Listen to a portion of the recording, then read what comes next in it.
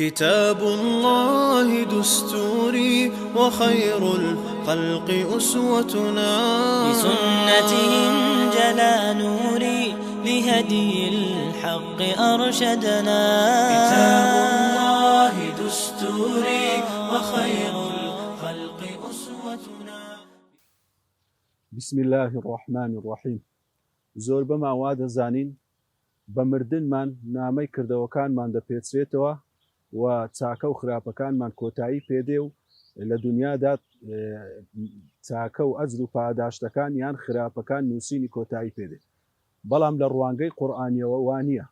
خدای گەورە دەفەرمێ ئینا نحن نحیی المەوتە ونكتب ما قدموا وآثارهم وكل شيء أحصيناه في إمام مبين. دەفەرمێتن خدای گەورە ئێمە مردووان زیندوو دەکەینەوە و هەموو شتێکیش دەنووسین لەوەی لە ژیانی دنیا پێشخۆتانی دەخەن و لەو کار و کردوانەی کە دەیکەن و لەو شوێنەوار و جێدەستەی کەوا بەجێ دێڵن و لە لای خدای گەورە هەموو شتێک لە کتابێکی ئاشکرا نووسراوە و ئەژمار کراوە. کەواتە هەر کار و کردەوەیەکی ئێمە دەیکەین، هەر شوێنەوار و جێدەستێکی ئەو کار و کردەوەیە کە لی دەبێتەوە بۆ ماوەی چەند دەخایەنێتن ئەوەش لەسەر ئێمە حیسابە.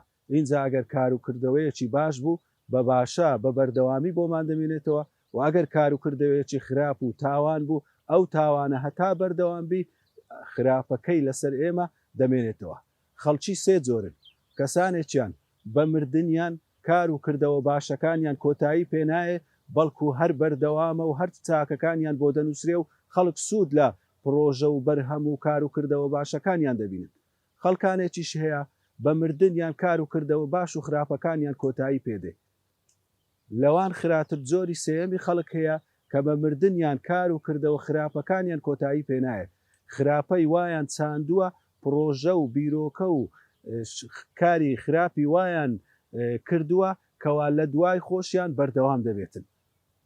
هەموو ئەوانە لە لای خودای گەورە دەنووسرێتن، ئاثار و شوێنەواری کار و کردەوەکانیشمان لەسەرمان حیسابە.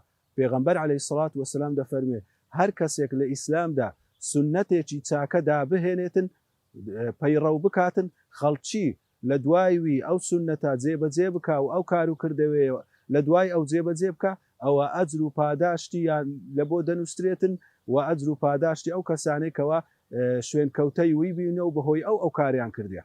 و هەر کەسێکیش سنەت و کارێکی خراپ پەیڕەوێکی خراپ بڵاو بکاتەوە و خەڵکی شوێن کەوتەی بێ و چاوی لێ بکاتن، ئەوە هەم خراپەکەی خۆی بۆ دەنووسرێ و هەم خراپەی ئەو کەسانەی کە لە چاوی دەکەنەوە.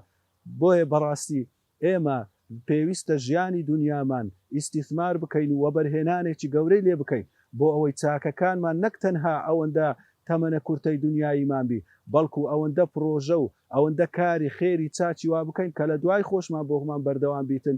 وەکو پێغەمبەر صلی الله علیه وسلم دەفەرمێ هەموو کار و کردەوەیەکی ئینسان دوایی پێدێتن ئیلا سێشت نەبی، یان سەدەقەیەک کەوا بەردەوام بی و لە دوای خۆت بمینێ، یان عیلمێکی سوود بەخش کەوا لە دوای خۆت بمینێ، یان منداڵێکی چاک کەوا دوعات لۆ بکا لە دوای خۆتدا. دەبینین کەوا چەند کەسانێک هەنە هەزاران ساڵ بە هەزاران ساڵ بەر لە ئێستا کار و کردەوەیەکی وایان دامەزراندووە، هەتا ئێستاش ئەجر و پاداشتی ئەو کار و کردەوانیان بەردەوامە و خەڵک سوود لەو کار و کردەوەیان دەبینی. ئیمامی عوسمان کە یەک لە باخچەکانی خورمای بەخشی و کردیە وەقف لە پێناوی خودای گەورە، لە دوای خۆی بە بەردەوامی ئەو وەقفە خێر و داهاتی ئەو باخچەیە بەردەوام لە پێناوی چاکە و بەخشین لە پێناوی خودای گەورە بەکارهات، هەتا ئەو ڕۆژی لە گەردابی شوێنی باخچەکەی کراوەتە فندق. حیسابی بانقی هەیە بە ناوی ئیمامی عوسمان، پاشی 1400 ساڵی ئەجر و پاداشتی ئەو بەخشینە بەردەوامە لە بۆ ئیمامی عوسمان. کەسێکی وەکو ئیمامی نەوەوی 20 کتابی نووسیوە پێشی سەدان ساڵ بەر لە ئێستا، هەتا ئێستا کەش خەڵک لەسەر ئەو کتابانەی بەردەوامە و سوودیان لێ دەبینێ و هەزاران زانایتر بەو شێوەیە ئەو ئەجر و پاداشتەی بەردەوامە. حیفە بەڕاستی ئێمە لەناو ئەو ژیانەی کەوا ئێستا لەناو ژیانی دنیادان کەسانێک هەزاران ساڵ بەر لەمە مردینە ئەجر و پاداشتیان زیاتر لە بۆ بنووسرێتن لەمەکە ئێستا لەناو ژیان داینە.